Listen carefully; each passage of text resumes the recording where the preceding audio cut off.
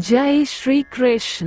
भगवान श्री कृष्ण के बाल्यावस्था से कई लीलाएं और कथाएं प्रचलित हैं। कई कथाओं में कृष्ण के मित्रों का जिक्र भी किया गया है। श्री कृष्ण के कई मित्र थे। उनके सखा मंडली में मधुमंगल, सुबाहु, सुबल, भद्र, सुभद्र, मणिभद्र, भोज, तोककृष्ण, सुदामा, मधुकुंड, अर्जुन, विशाल, रसाल, सदानंद, चंद्रहास, बाकुल, शार्द, बुद्धि प्रकाश जैसे कई मित्र थे। इन्हीं में एक थे सुदामा, जो कि कृष्ण के खास और प्रिय मित्र थे। कृष्ण और सुदामा की मित्रता एक मिसाल है। बचपन के दिनों में ही कृष्ण ने सुदामा को वचन देते हुए कहा था कि मित्र, तुम जब भी संकट में खुद को पाओ मुझे याद करना, मैं जरूर अपनी मित्रता निभाऊंगा। और बाद में श्री कृष्ण ने अपना वचन भी निभाया। मित्रता का रिश्ता दुनिया में सबसे खूबसूरत होता है, क्योंकि यह रंग, रूप, धन दौलत और भेदभाव से परे होता है। आज के समय में जब भी मित्रता की बात होती है तो सबसे पहले कृष्ण और सुदामा का ही नाम आता है। कृष्ण और सुदामा से जुड़ी कई कहानियों में एक है ये कहानी। बाल्यकाल में भले ही कृष्ण, सुदामा और अन्य मित्र एक साथ पढ़ते थे, लेकिन एक समय ऐसा आया कि जब श्री कृष्ण द्वारका के राजा बन गए और उनके मित्र सुदामा इतने गरीब हो गए कि भोजन की व्यवस्था करना भी कठिन हो गया। सुदामा अपने परिवार का लालन पालन करने में भी असमर्थ हो गए। तब सुदामा की पत्नी सुशीला ने उन्हें द्वारका जाकर द्वारकाधीश श्री कृष्ण से मदद मांगने को कहा। सुशीला की बात सुनकर सुदामा थोड़ा हिचकिचाए, लेकिन सुदामा के पास इसके अलावा अन्य कोई रास्ता भी नहीं बचा था। इसलिए वे मदद मांगने के लिए श्री कृष्ण के पास जाने को तैयार हो गए। 3 मुट्ठी चावल भेंट लेकर सुदामा गए द्वारका। कहा जाता है कि राजा, गुरु, मित्र, बेटी और मंदिर, इन 5 जगहों पर व्यक्ति को कभी भी खाली हाथ नहीं जाना चाहिए।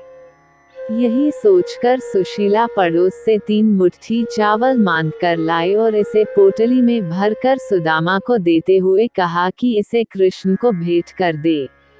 सुदामा जब द्वारका नगरी में श्री कृष्ण के महल पहुँचे तो महल के बाहर खड़े द्वारपालों ने सुदामा को हीन भावना से देखते हुए पूछा कि वह यहाँ किस लिए आए हैं। जब सुदामा ने अपना परिचय दिया और कहा कि वे कृष्ण के मित्र हैं तो द्वारपालों ने भीतर जाकर यह बात कृष्ण को बताई।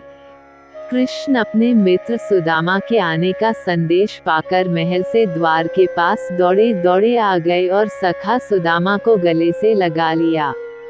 श्री कृष्ण ने अश्रुओं से धोए सुदामा के पैर। कृष्ण सुदामा को महल के भीतर ले गए और उन्हें अपने राज सिंहासन पर बैठाकर अपने आंसुओं से उनके चरण धोए। कृष्ण को देख उनकी पटरानियां और महल में मौजूद सभी लोग आश्चर्यचकित रह गए। सभी यह सोचने लगे कि द्वारकाधीश ये किस व्यक्ति के चरण धो रहे हैं। कृष्ण ने वहां मौजूद सभी लोगों को बताया कि ये उनके सखा सुदामा हैं। 2 मुट्ठी चावल के बदले कृष्ण ने सुदामा को दी 2 लोक संपत्ति। कृष्ण ने जब सुदामा से कहा कि वो उनके लिए क्या संदेश लेकर आए हैं, इतना सुनते ही सुदामा को लज्जा आ गई और उन्होंने अपनी पोटली छिपाकर कहा, कुछ भी नहीं। इतने में कृष्ण बोले, क्यों झूठ बोलते हो सखा? क्या आज भी बचपन की तरह तुम मेरे हिस्से के चावल खाना चाहते हो? ये कहते हुए कृष्ण ने खुद ही सुदामा से वो पोटली ले ली और चावल खाने लगे। जैसे ही कृष्ण ने 1 मुट्ठी चावल खाई तो इसके बदले उन्होंने सुदामा को 1 लोक की संपत्ति दे दी। इसके बाद कृष्ण ने दूसरी मुट्ठी चावल खाकर सुदामा को 2 लोक की संपत्ति दे दी। लेकिन कृष्ण तीसरी मुट्ठी चावल खाने जा ही रहे थे कि रुक्मणी उन्हें रोकते हुए बोली, प्रभु, यदि आप तीनों लोक की संपत्ति इन्हें दे देंगे तो अन्य सब जीव और देवता कहाँ जाएंगे। रुक्मणी की बात सुन कृष्ण रुक गए। इस तरह कृष्ण ने सुदामा की मदद की और प्रेमपूर्वक उन्हें विदा किया। तो आशा करती हूँ आपको मेरी वीडियो पसंद आई होगी। इसी तरह की वीडियो देखने के लिए आप मेरे चैनल को लाइक एंड सब्सक्राइब कर दीजिए ताकि मेरी आने वाली वीडियो का नोटिफिकेशन आपको सबसे पहले मिल सके।